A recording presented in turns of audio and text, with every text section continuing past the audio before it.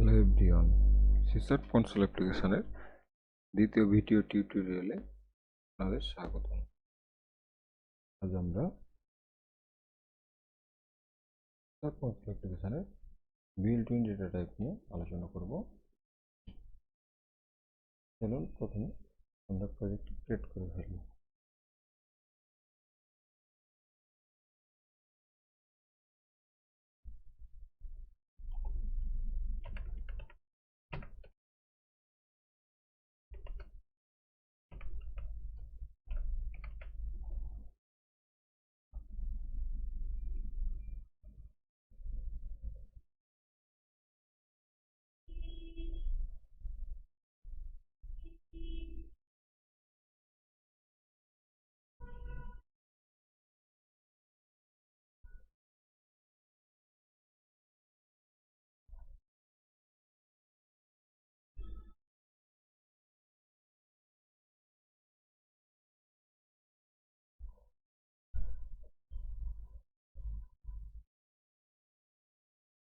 কোনো ভ্যারিয়েবল ডিক্লেয়ারের আগে অবশ্যই আপনাকে ভ্যারিয়েবলের টাইপটা বলে দিতে হয়।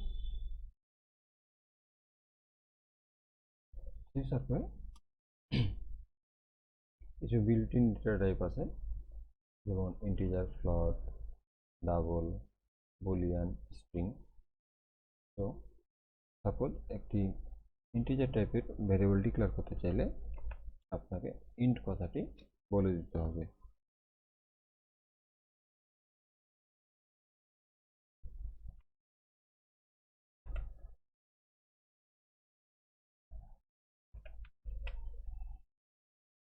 এভাবে আপনি একটি ইন্টিজার টাইপের ভ্যারিয়েবল ডিক্লেয়ার করতে পারেন।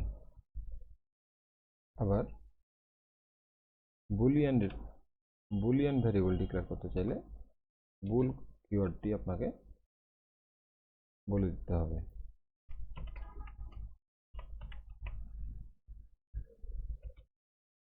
একটি বুলিয়ান ভ্যারিয়েবল দুইটি জিনিস স্টোর করতে পারে, হয় ট্রু অথবা ফলস। যদি আমরা সত্য অথবা মিথ্যা যাচাই করতে চাই তাহলে আমরা বুলিয়ান ডেটা টাইপ ইউজ করে থাকি।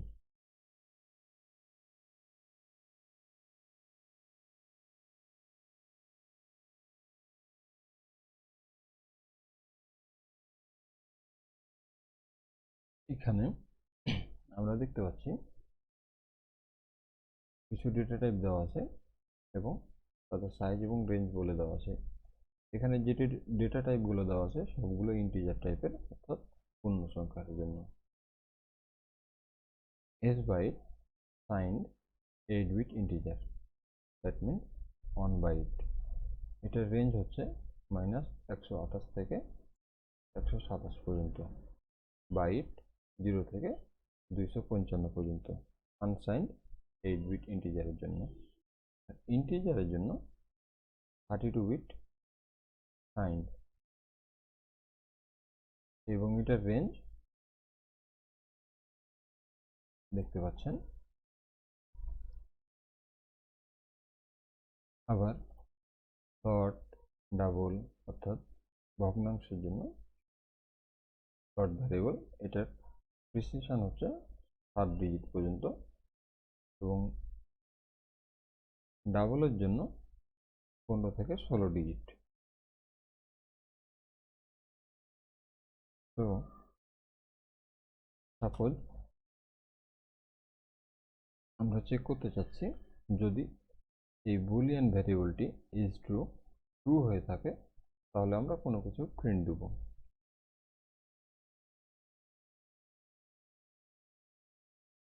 যদি is true equals to true হয় তাহলে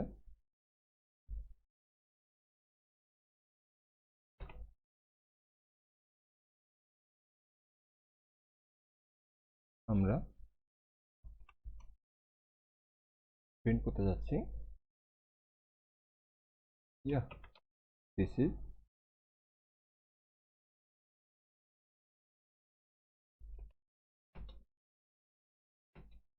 ট্রু।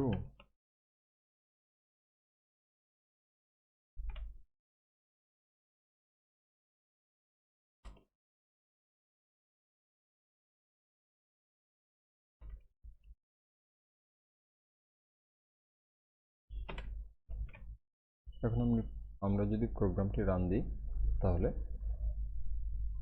এই কথাটি লেখা দেখতে পাবো।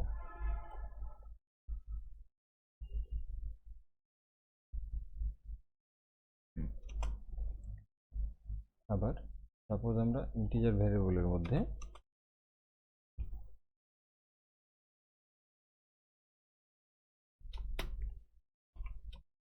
টেন স্টোর করে রাখছি। এখন যদি এই 10 লেখাটি দেখতে চাই তাহলে আমরা কনসোল ডট রাইট লাইনে যদি বলে দিই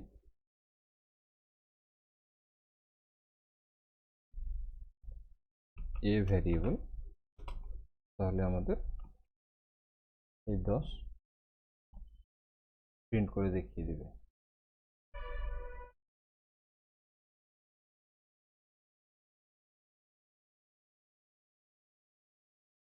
এখন কথা হচ্ছে যে ইন্ট ভ্যারিয়েবলের মধ্যে যদি আমরা 10 স্টোর করতে পারি তাহলে আমাদের এস বাইট বাইট এগুলোর দরকার কি?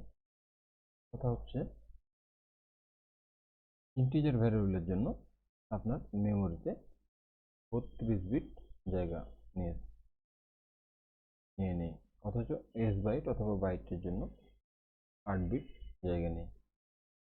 এখন আমি যদি 10 দিতে চাই একটা ভ্যারিয়েবলের মধ্যে, তাহলে আমার ইন্টিজার ডিক্লেয়ার করার কি কোনো দরকার আছে?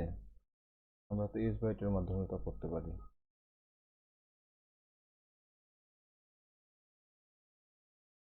আজ এতটুকু পর্যন্তই।